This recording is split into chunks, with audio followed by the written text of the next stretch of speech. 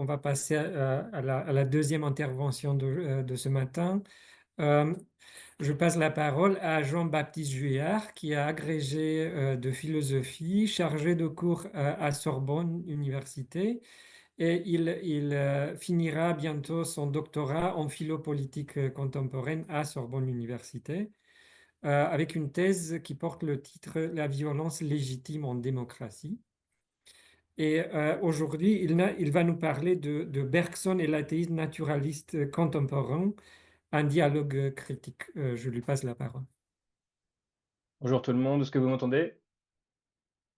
Bien, c'est bon? Oui, Ouais, merci. Alors, pardon pour mon léger retard en début d'intervention. Comme ça a été dit, mes recherches actuelles ne sont pas vraiment bergsoniennes, hein, puisqu'elles s'inscrivent dans la philosophie politique et Bergson n'est pas un auteur que j'utilise dans ce cadre-là. Mais l'appel à communication de l'événement du jour m'a permis en fait de remettre un petit peu en forme un projet qui me tenait à cœur, puisque j'avais déjà jadis consacré un mémoire de recherche à Bergson. Je voudrais par avance m'excuser hein, pour le caractère relativement inachevé, puisque ce que je vais évoquer n'est pas le fruit d'une recherche de longue haleine, c'est plutôt une forme de perspective qui serait peut-être aussi utile à notre collègue Aurélien qui traite plus directement ces questions.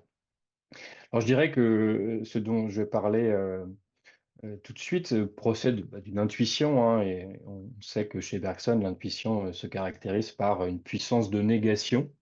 Et je dirais que ce qui m'apparaît comme étant plutôt à rejeter, ce serait l'idée qu'il serait impossible de faire dialoguer un auteur qui, s'agissant de Bergson, a plutôt une vision positive, hein, ça a été rappelé avant moi, de l'expérience religieuse, notamment sous sa forme mystique. Et des auteurs, hein, j'en mentionnerai deux, qui eux, au contraire, hein, sont des athées déclarés et qui n'auraient, pourrait-on penser, rien à tirer de la lecture d'un philosophe tel que Bergson, puisqu'il y aurait une conclusion hein, diamétralement opposée entre les uns et les autres.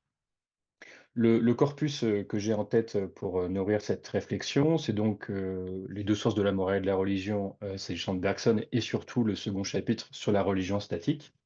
Et pour les auteurs que je présente ici comme des athées naturalistes, hein, je vais revenir sur ce terme. J'ai surtout en tête hein, la lecture d'ouvrages de Richard Dawkins et Daniel Dennett, deux auteurs qui font partie hein, de ce qu'on a appelé le renouveau, le nouvel athéisme, hein, où on a parfois entendu cette formule aussi des quatre cavaliers, non pas de l'apocalypse, mais de l'athéisme, avec Christopher Hitchens et Sam Harris. Mais moi, les deux textes que j'ai en tête, c'est donc Dawkins et Dennett. Donc Dawkins, son best-seller qui a été traduit en français sur le titre Pour en finir avec Dieu en 2006. Et Daniel Dennett, hein, qui est mort récemment, qui avait écrit en 2006 un ouvrage qui n'est pas traduit à ma connaissance en français à ce jour, intitulé Breaking the Spell, Religion as a Natural Phenomenon.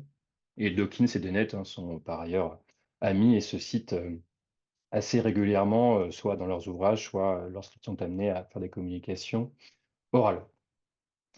J'ai mentionné dans mon titre un dialogue bien sûr critique, hein, puisque comme je le disais, hein, la perspective ou la conclusion en tout cas n'est bien sûr pas du tout la même. En tout cas, ce qui me semble être le point commun, le point d'appui pour fonder quand même un dialogue, à mon sens, qui peut être intéressant, c'est que dans le cas de Bergson, comme dans le cas bien sûr de Dawkins et Dennett, il s'agit de rendre compte de l'existence de la religion sous des formes diverses, hein, à partir du concept de nature, hein, et donc sans jamais mobiliser, bien sûr, ce qu'on pourrait peut-être penser chez Bergson, un concept de surnature, hein, c'était aussi évoqué avant. Et il se trouve que, hein, de même que Arnaud François, que je salue, le soulignait dans un article qu'il a publié dans l'ouvrage collectif Bergson et la religion, hein, on peut s'étonner, on peut même être frappé hein, par la récurrence du terme de nature dans le second chapitre des deux sources, hein. Et c'est, à mon sens, je vais y revenir aussi, un concept qui est le même que celui qu'on peut trouver chez les auteurs que je vais citer ensuite. Il y a donc chez Bergson, hein, dans le second chapitre des deux sources, hein, un geste qui n'est pas sans rappeler, comme le soulignait Arnaud François, celui qui a pu être fait par des athées plus classiques, hein, Lucrèce à Nietzsche, hein, une forme de généalogie. Mais je retiens aussi du texte d'Arnaud François hein, cette distinction entre une généalogie et une genèse. Et Bergson serait plutôt du côté de la genèse, à savoir non pas seulement partir du présent pour revenir dans le passé, retrouver les traces, mais vraiment essayer de se replacer, hein, c'est le sens du terme de source aussi, à la racine, ou la source pour le coup du phénomène, afin de le reconstituer temporellement. Et il me semble, hein, qu'on peut, établir un dialogue, cette fois non pas avec donc l'athéisme classique, hein, mais avec un athéisme plus contemporain, qui met au centre de son athéisme, hein, une explication naturelle d'un phénomène, nourrie essentiellement, hein, par la lecture aussi, pour les auteurs qui m'intéressent, de, Darwin. Alors ce dialogue, évidemment, sera nécessairement critique et le point, nodal, hein, il est, bien sûr, il tient à ceci que, si on peut établir, hein, une généalogie ou une genèse, naturelle ou naturaliste chez les auteurs que j'évoque, la conclusion n'est pas du tout la même puisque Bergson, continue son exploration du phénomène religieux à travers une autre dimension de la religion qui a été évoquée avec le terme de dynamique.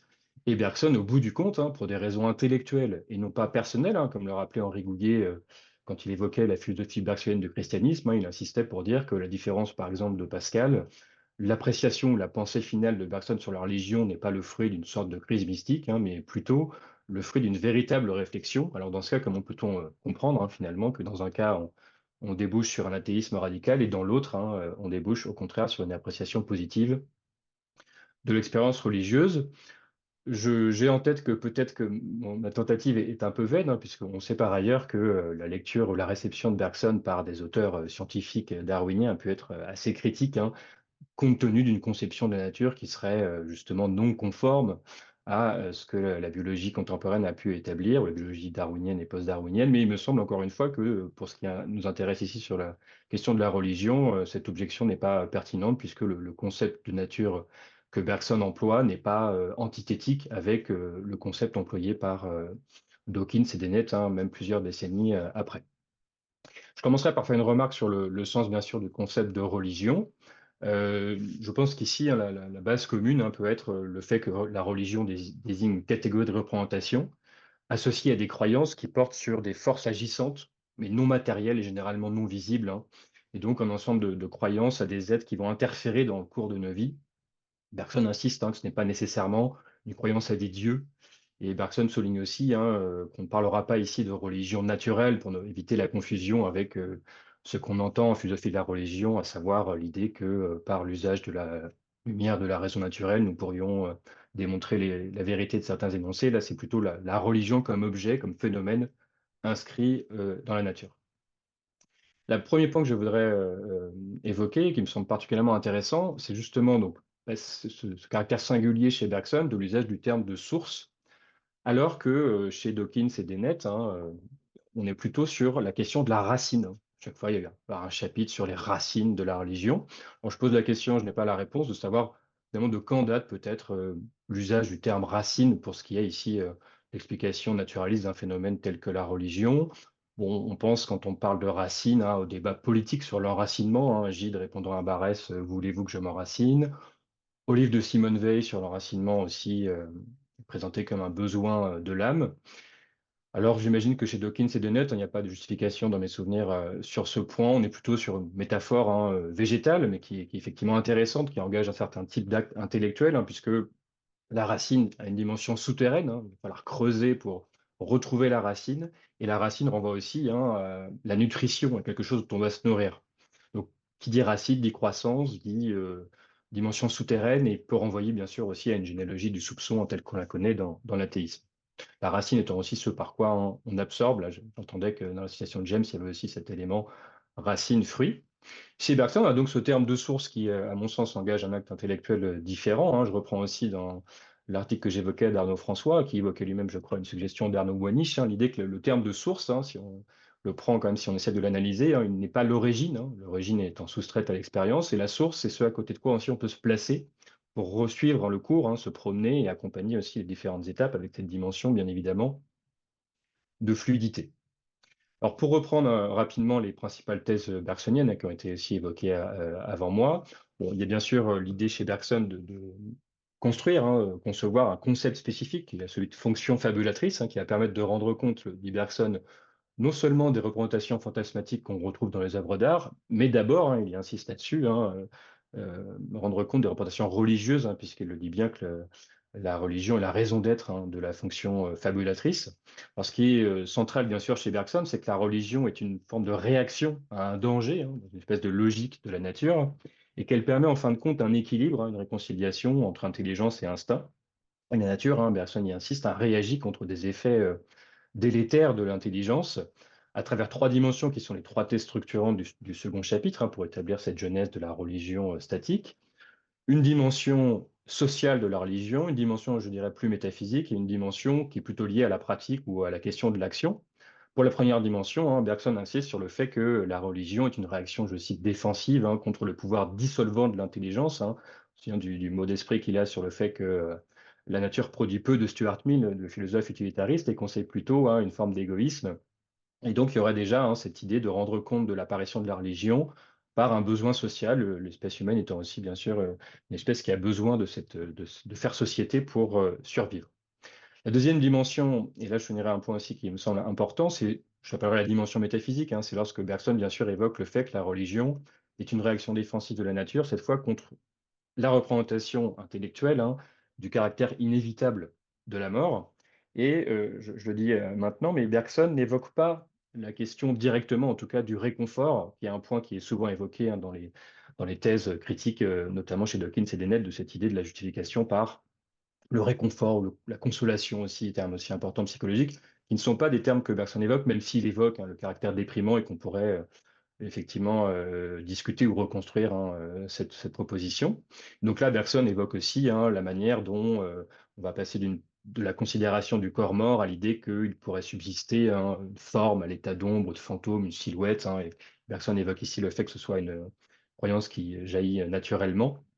Et il insiste aussi sur le fait que cela précède l'idée même de l'âme conçue comme un souffle qui viendrait animer le corps. Les dernières dimensions chez Bergson fondamentales, qui est donc plutôt liée à la question de l'action, avec l'exemple aussi célèbre du joueur, ou de l'idée de la flèche qui est lancée, et des gestes qui vont l'accompagner pour influer finalement sur le résultat. Donc ici, Bergson rappelle que la religion statique, c'est aussi celle qui résulte de la prise de conscience intellectuelle de ce qu'il appelle la marge décourageante d'imprévu entre l'initiative prise et l'effet souhaité. Et donc le cœur, on le sait chez Bergson, dans son explication, c'est non pas d'opposer l'intelligence et les croyances et leurs motivations religieuses, mais au contraire d'établir ce lien pour expliquer donc que c'est justement parce que l'être humain est un être intelligent qu'il va générer des superstitions et des croyances qui sont le fondement de ce qu'il appelle la religion statique, avec cette formule générale qu'il emploie aussi, pour dire que finalement, ce qu'il entend, ce dont il parle dans ce chapitre, c'est d'une réaction défensive de la nature contre ce qu'il pourrait y avoir de déprimant pour l'individu, le terme je l'ai évoqué, de dissoluant pour la société dans l'exercice de l'intelligence. C'est la formule qu'il emploie aussi pour résumer ces aspects-là. Maintenant, je voudrais passer aux principales thèses structurantes qu'on retrouve chez les deux auteurs que j'ai mentionnés, donc que j'ai présentés comme des athées naturalistes. Alors pourquoi est-ce que je les présente ainsi? Ce n'est pas forcément quelque chose qui revendique en tant que tel, puisque leur athéisme, pour Dawkins et Dennett, découle de leur explication de la religion considérée, c'est le sous-titre de Dennett, comme un phénomène naturel, quelle que soit la diversité de ses manifestations, et donc en excluant tout élément bien sûr surnaturel, et en se fixant comme objectif, alors qui chez Dennett n'est pas considéré comme totalement atteint, le dévoilement intégral des ressorts de la religion en évacuant tout mystère sur sa persistance. Je précise, j'ai voulu préciser athéisme naturaliste, puisqu'il y a différents fondements à l'athéisme. Je pense ici à un petit texte d'Étienne Gilson, qui s'intitule L'athéisme difficile, où il évoquait ce qu'il appelait l'athéisme d'indifférence, le fait de ne pas se poser la question de savoir pourquoi finalement on n'a pas de croyance, on n'introduit pas de croyance religieuse dans son existence. Gilson évoquait aussi un athéisme qu'il qualifiait de prolétarien, marxiste, la question bien sûr de l'opium du peuple. On pense aussi à la version anarchiste chez Bakounine, où l'athéisme repose sur l'incompatibilité conceptuelle entre l'idée de Dieu et la liberté humaine. Et donc, Gilson évoquait l'athéisme scientiste, qui va se rapprocher plutôt de l'athéisme ici que j'appelle naturaliste, qui est donc l'athéisme des savants en tant que savants. Je dis bien, j'insiste là-dessus, puisque, comme le rappelait Gilson, on peut tout à fait par ailleurs avoir des croyances religieuses, même si on est un éminent physicien, biologiste. Mais là, il y a vraiment cette recherche du lien entre la découverte scientifique personnelle ou collective, et les conclusions métaphysiques que l'on en tire concernant le statut de la religion. Donc pour Dawkins et pour Dennett, il est clair que les attitudes religieuses sont des absurdités qu'il faut chercher, surtout chez Dawkins, à éradiquer en leur substituant une éducation intégralement scientifique. Mais, hein, et ça c'est Dennett qui insiste plus sur ce point, il est impératif de prendre au sérieux l'objet religion et d'essayer de l'expliquer scientifiquement et philosophiquement. Et là-dessus, Dennett, encore une fois, a une certaine modestie. Il ne prétend pas que la science post-darwinienne ou intégrant les acquis du darwinisme puisse vraiment expliciter l'ensemble de ce qui nous apparaît dans le phénomène religieux sous l'ensemble de ces manifestations historiques. Alors, la figure ici centrale pour Dawkins et Dennett, c'est bien sûr Darwin, comme figure inspiratrice d'un athéisme naturaliste. Alors, je rappellerai sur le rapport Darwin à la religion, qu'il y a un ensemble de discussions déjà biographiques qui ont fait couler beaucoup d'encre pour savoir si Darwin avait ou non conservé sa foi de jeunesse. Et puis, il y a aussi une polémique liée à la présence dans les éditions ultérieures de l'origine des espèces, à la mention du créateur à la dernière page, mais que Darwin avait lui-même présenté comme une concession dans sa correspondance. Sur ce point, j'évoquerai simplement ce que Patrick Thor rappelait. Il forgeait un terme d'athéité pour désigner la position de Darwin, en reconnaissant que d'un côté, Darwin n'avait jamais été de son vivant un militant athée explicitement hostile à la religion, mais avait, selon Patrick Thor, clairement, on trouvera des traces dans l'autobiographie, au fur et à mesure de l'élaboration de sa conception scientifique, fini par comprendre qu'elle incluait comme conclusion finale l'abandon du récit et des croyances structurantes qui étaient celles du christianisme dans lequel Darwin avait grandi. Et donc, Dawkins et Dennett vont soutenir que sur le fondement de l'apport darwinien, aucun concept d'un Dieu créateur n'apparaît nécessaire pour rendre compte de l'évolution de la vie, que le sens moral, lui aussi, n'est pas nécessairement lié à la religion, ce qui est souvent une thèse avancée, l'idée que la religion contribuait à la moralité, mais là, il y a déjà souvent chez Dawkins et Dennett un traitement séparé d'ailleurs en termes de chapitres entre l'origine de la religion et l'origine de la morale, par exemple. Alors, il se trouve que Darwin a lui-même assez peu écrit finalement sur la religion comprise comme un phénomène naturel. On trouve quand même quelques mention, donc non pas dans l'origine des espèces, mais dans la filiation de l'homme, le deuxième grand ouvrage de Darwin qui est souvent un peu moins connu. Dans le chapitre 3 de la première partie, il y a un élément que Darwin consacre à la croyance en Dieu, à la religion, où il met en cause le fait qu'il y ait toujours eu des croyances religieuses. Alors il évacue tout de suite, alors là aussi, peut-être par précaution, selon l'art d'écrire au sens straussien, Darwin dit que voilà, les plus grandes intelligences, je cite, de son temps, ont répondu affirmativement à la question de savoir s'il existait un créateur maître de l'univers. Bon, là aussi, je n'entre pas dans ce débat. En revanche, Darwin poursuit en présentant le terme de religion comme une croyance à des agents invisibles ou spirituels. Et Darwin constate sa présence chez des groupes humains peu civilisés et va aussi montrer qu'on peut identifier des conduites, des comportements, je dirais plutôt religieux, chez les animaux. Ce qui est ici un point plus polémique, qu'il va évoquer avec précaution en citant un autre professeur, pour ne pas assumer peut-être lui-même directement la portée de cette thèse, puisque Darwin consacre un développement à l'analyse de la dévotion religieuse chez l'être humain, qu'il présente comme une émotion complexe, intrigante et mystérieuse, mais donc il va quand même aller jusqu'à, comme toutes les autres finalement activités qui paraissaient être le propre de l'homme, leur trouver un enracinement dans des comportements qu'on peut identifier chez les animaux. Je cite le passage qui a pu faire, enfin, a été évoqué avec prudence par Darwin, la conduite du chien lorsqu'il retrouve son maître après une absence, et je puis l'ajouter celle d'un singe vis-à-vis de son gardien qu'il adore, est très différente de celle que tiennent ces animaux vis-à-vis de leurs semblables. Dans ce dernier cas, les transports de joie paraissent être moins intenses et toutes les actions manifestent plus d'égalité. Le professeur Broback va jusqu'à soutenir que le chien regarde son maître comme un dieu. Fin de citation. Donc ici, bien sûr, ce texte a été lu comme l'idée que finalement, ce qui paraît être le plus haut en termes d'émotion et d'attitude chez l'homme, à savoir la dévotion religieuse, pourrait finalement être une transposition d'un rapport que les animaux ont vers un être qu'ils ne comprennent pas ou qui n'est pas de même nature qu'eux. Mais bien sûr, la pente ici est plutôt d'aller, bien sûr, vers une critique qui va inspirer les auteurs que j'évoquais. Alors, une partie des conceptions athées de Dawkins et Dennett s'inscrivent dans l'histoire de l'athéisme sans nécessairement s'appuyer sur un naturalisme darwinien. Dawkins évoque parfois des expériences neuroscientifiques. On parle aujourd'hui de neurothéologie. Alors, à ma connaissance, il n'y a rien d'absolument décisif sur ce point. Dawkins évoque le casque de Dieu. Là, ça peut faire écho aussi à ce qui était évoqué chez James. Mais là, Dawkins, lui, est plutôt séduit par l'idée qu'on pourrait trouver un dispositif bien sûr technique qui permettrait de montrer qu'une stimulation des lobes temporaux ferait générer la croyance en Dieu. À ma connaissance, il n'y a pas d'expérience décisive qui viendrait réduire totalement la question des croyances religieuses à une question de circulation cérébrale, mais bien évidemment qu'il y a un corrélat neuronal de toute forme de croyance religieuse.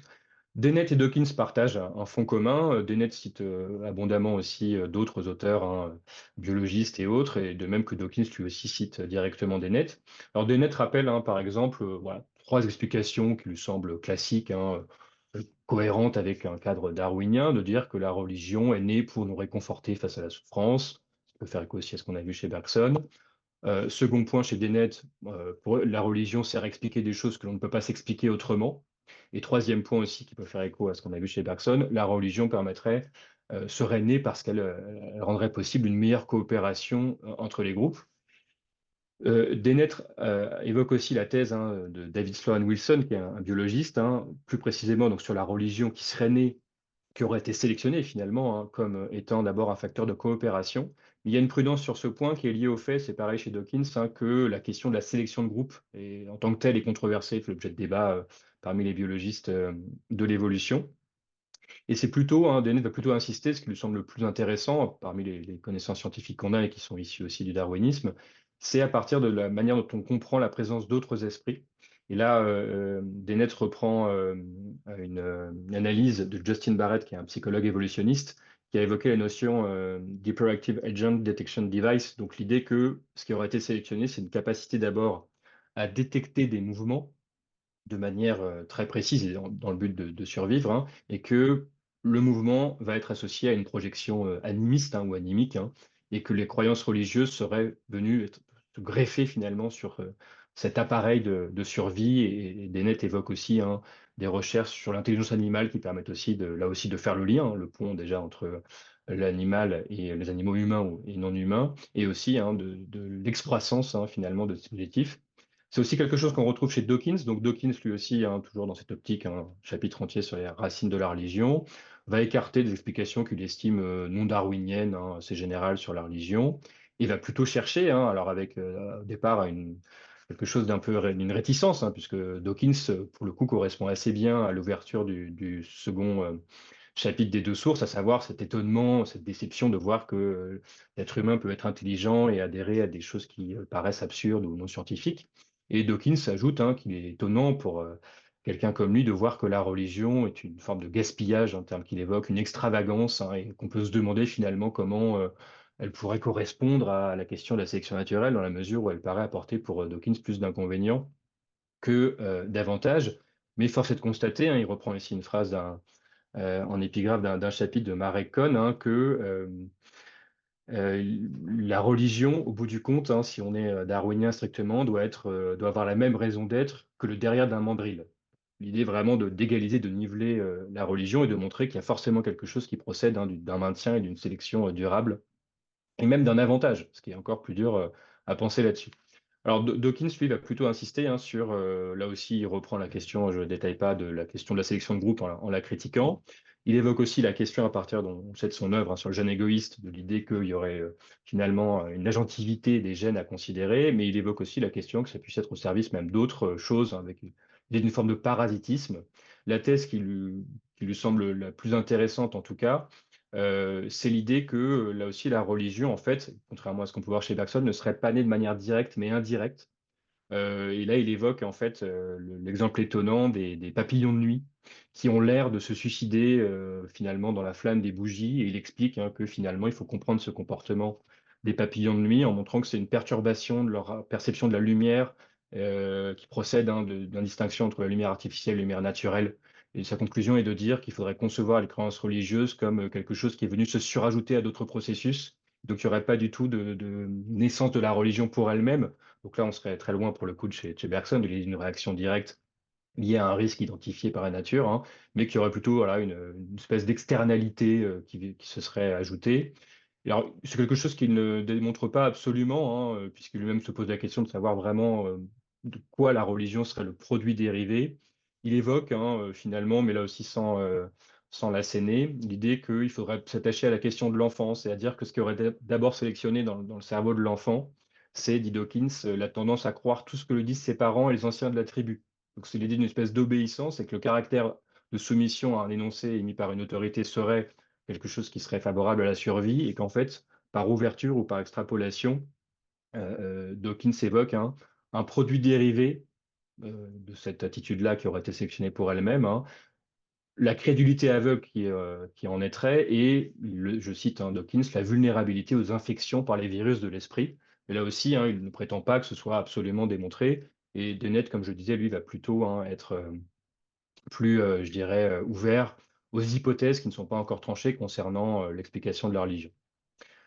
Je voudrais évoquer en fait, là aussi, tout ça n'est pas lié directement à mes recherches, les points de discussion qui me paraissent quand même intéressants et qui montrent, à mon sens que Bergson, c'est le point que je voudrais, en fait défendre, conserve une grande pertinence, je trouve, et n'est pas dépassé, c'est le sens de ce que je voulais dire, par des lectures, qui sont plus informées, scientifiquement. Alors, évidemment que Bergson connaissait, Darwin, mais, il n'y avait pas encore forcément à l'époque cette idée que le darwinisme pouvait aussi servir à comprendre la religion. Alors quelques points de discussion que je voudrais évoquer de convergence, on peut trouver des arguments chez Bergson et chez, par exemple, Dawkins et Dennett, c'est la question de la justification ou de la raison d'être de la religion par sa fonction sociale. Donc avec la question que j'évoquais de la sélection de groupe et de ses critiques, et le fait que Bergson lui aussi a mis en avant quand même cette dimension sociale.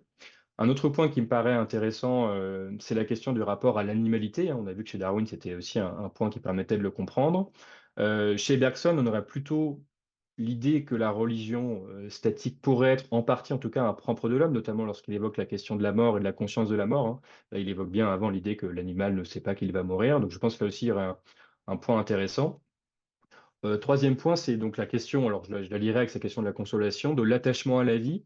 Donc Dawkins et Dennett mentionnent, la foi en la foi. Donc l'idée que la religion est d'abord investie d'une vitalité parce qu'elle est une source de confiance qui, permet une meilleure action et qui permet aussi un attachement à la vie qui est plus direct. Et ça m'a rappelé aussi, mais à mon sens, bon, c'est une critique que j'approuve pas totalement, mais la manière dont Simone Veil, à la fin de l'enracinement, présente en fait les 2 sources, où elle dit que, finalement Bergson réduirait lui aussi la question religieuse à une question de vitalité, de joie, mais Simone Veil a cette image, elle dit que chez Bergson, finalement, la foi, c'est comme une pilule du docteur Pink, donc c'est un médicament de l'époque, une espèce de psychostimulant.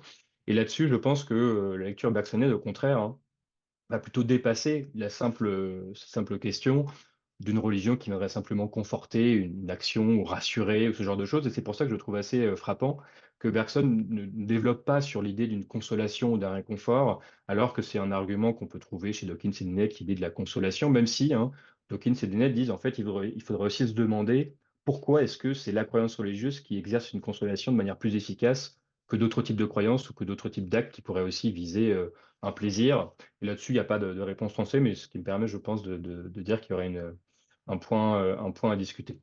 Et l'autre point que je voudrais aussi évoquer finalement, ça c'est plus une piste ouverte, est-ce que le second chapitre des 2 sources peut être réinterprété de manière précise en termes scientifiques, actuels? Et là-dessus, je pense que, l'argumentation bergsonienne a une solidité qui fait qu'elle n'est pas, encore une fois, épuisée ou réfutée, ni par la neuroéthique, ni par, les arguments qui peuvent être développés par Dawkins et Dennett, étant entendu que, surtout Dennett insiste bien sur le fait que la question n'est pas absolument, tranchée. J'arrive à ma conclusion. Alors finalement, c'est presque au bout du compte, c'est moi qui l'ai posé, mais cette catégorie initiale d'athéisme naturaliste qu'on peut discuter, puisque il me semble quand même que chez Dawkins et Dennett, on trouve certains arguments qui sont bien issus de Darwin, mais d'autres arguments issus d'un athéisme classique. Et sur la question de la nature, finalement, ça ne me paraît pas décisif. Et l'explication bergsonienne me paraît finalement aussi forte, alors qu'elle débouche, comme je le disais, sur une position qui n'est pas l'athéisme. Donc finalement, appréhender la religion comme phénomène naturel, on le voit avec l'exemple de Bergson, n'implique pas nécessairement qu'on en tire une conclusion de réfutation ou de rejet absolument de la religion, mais pose la question de la valeur que l'on accorde au phénomène religieux. Donc chez Dawkins et Dennett, il y a plutôt un rejet assez fort. Dennett, encore une fois, lui tolère plus finalement la persistance des religions et est intrigué par la question de l'avenir ou du futur de la religion. Chez Dawkins et Dennett, donc la mise en exergue des racines a un effet vraiment de nivellement, de finalement destituer la religion de la place éminente qu'elle peut avoir dans la culture humaine, alors que chez Bergson, j'aurais tendance à dire que l'inscription de la religion dans la nature a plutôt au contraire met en exergue une singularité de la religion, donne une raison d'être assez précise de sa place dans l'existence humaine. Et là où la scission apparaît, ça a été bien évoqué dans le propos avant le mien, c'est lorsque Bergson passe lui du statique au dynamique et évoque donc l'expérience mystique en lui accordant, ça a été rappelé, une valeur philosophique. Et il se trouve que le mysticisme n'apparaît pas du tout dans le texte que j'évoquais, en tout cas de Dawkins et Dennett. J'imagine que c'est parce que il considérait ou réduirait, ils auraient tendance, surtout chez Dawkins, je pense, à réduire l'expérience mystique à un non-événement assimilable à une sorte de désordre mental, mais c'est juste une présupposition. En tout cas, c'est un point que je trouve intéressant, c'est que, là où Bergson va compléter une approche naturaliste par une conception élargie qui permet d'intégrer une dimension plus, positive de la religion, hein, la religion dynamique étant présentée comme quelque chose de plus noble et de plus haut que la seule religion statique. Mais il est vrai que personne n'est tenu de suivre absolument, Bergson sur cette voie. En tout cas, je conclurai en disant qu'il me semble que la singularité et la force de la réflexion bergsonienne me paraît déjà assez unique en son genre et pas réfutée et peut tout à fait, être une lecture, utile et stimulante, hein, même dans une perspective athée, renouvelée par, le darwinisme comme on le trouve chez Dawkins et Dennett. Et je m'arrête ici. Merci beaucoup pour cette belle présentation. Alors, s'il y a des questions dans la salle, je vous passe la parole. Euh, je vois une main. Non, elle est disparue, la main.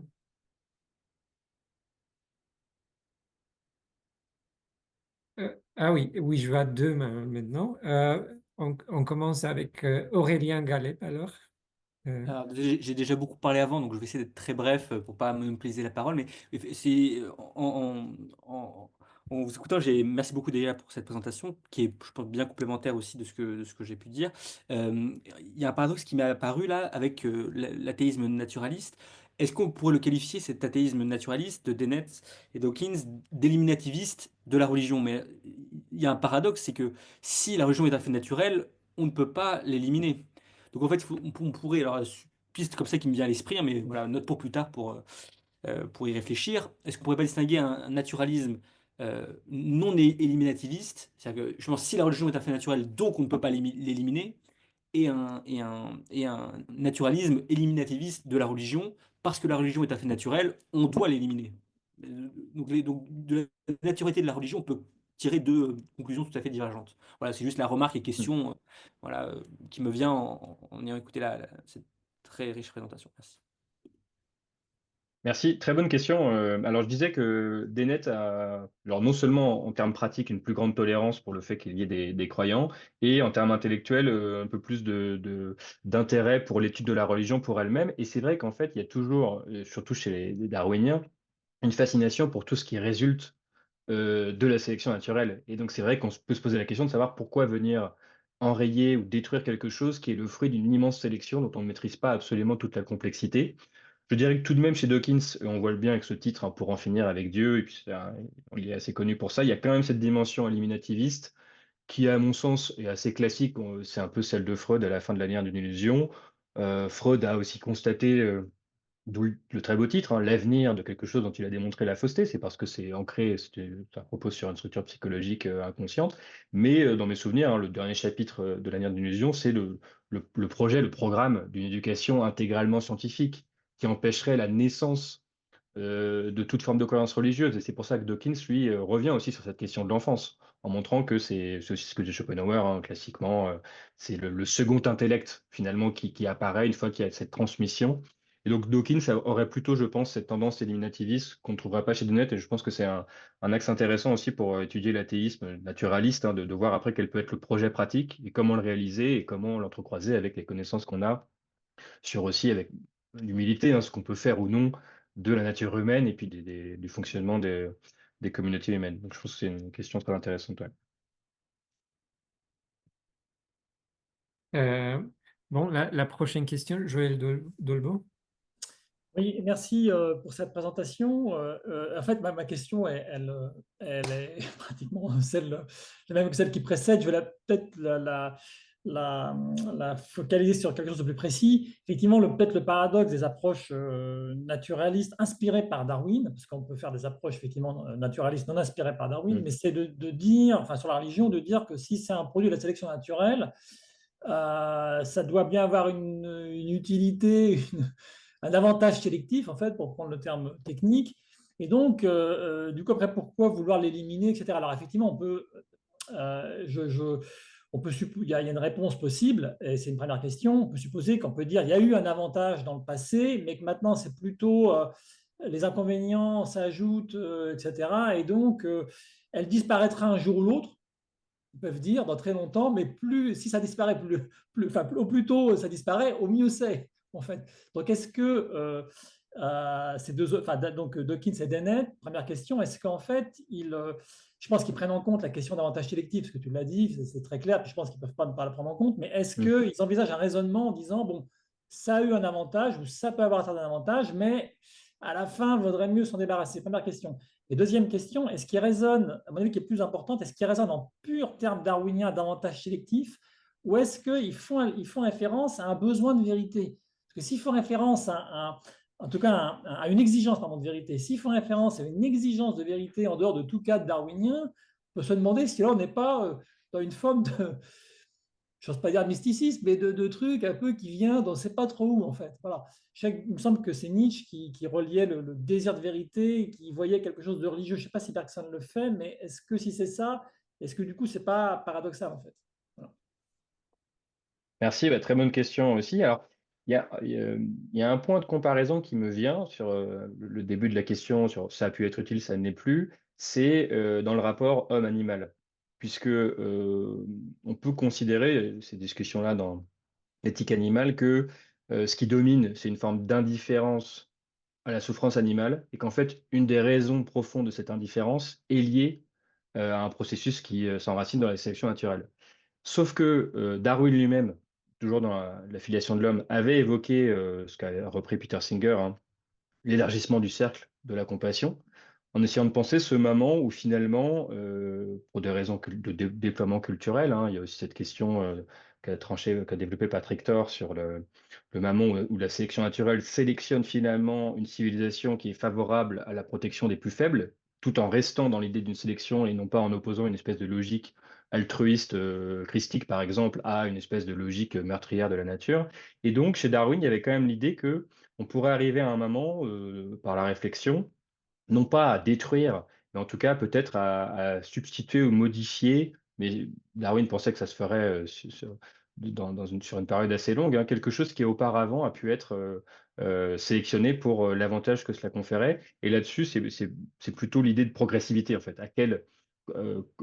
Quand peut-on espérer pouvoir vraiment arriver à une forme de, alors non pas de suppression, je dirais, mais en fait de substitution.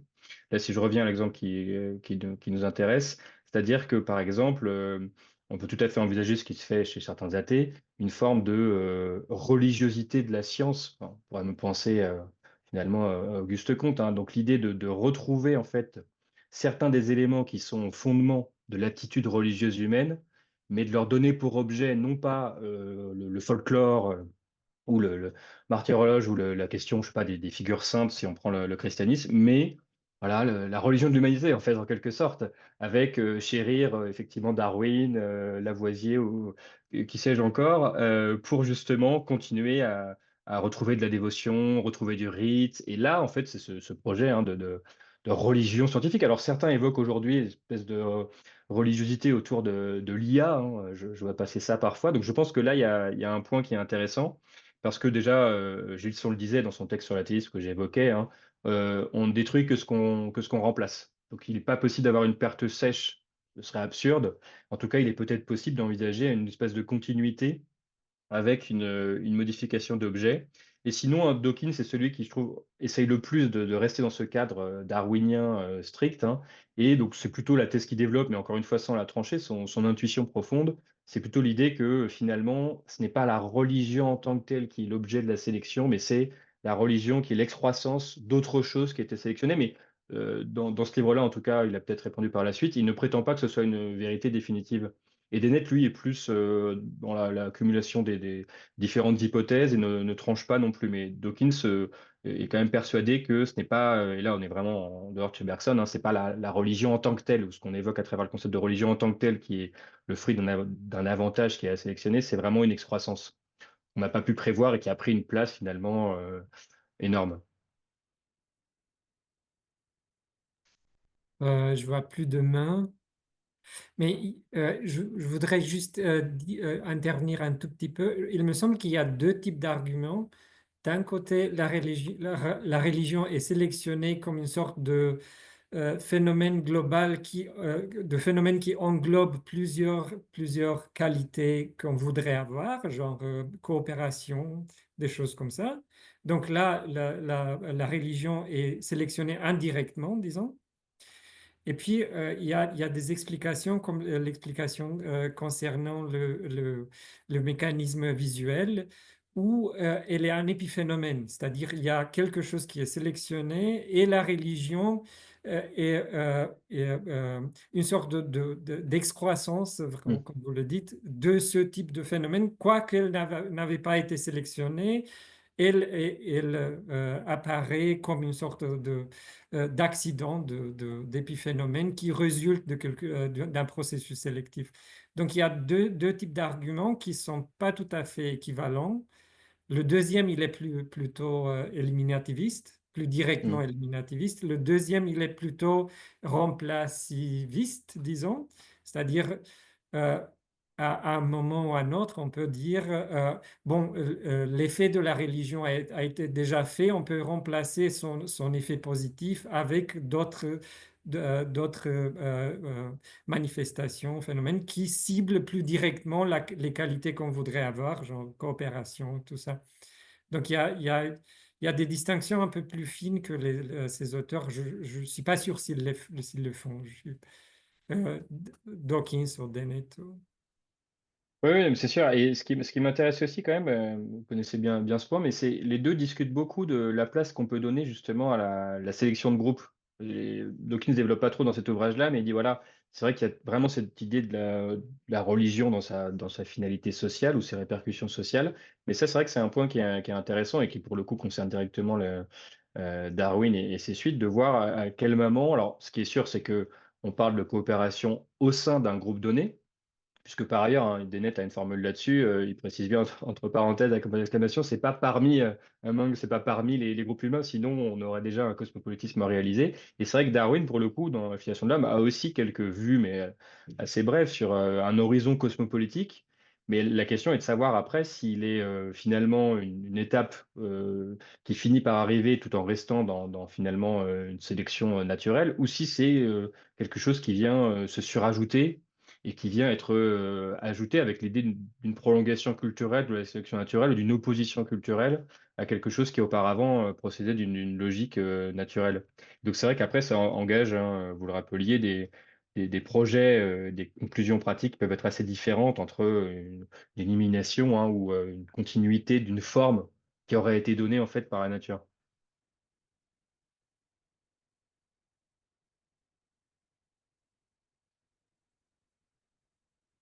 Euh, Merci beaucoup pour les deux présentations. Je pense on peut euh, Oui, mais, bah, merci beaucoup, Cyprien, pour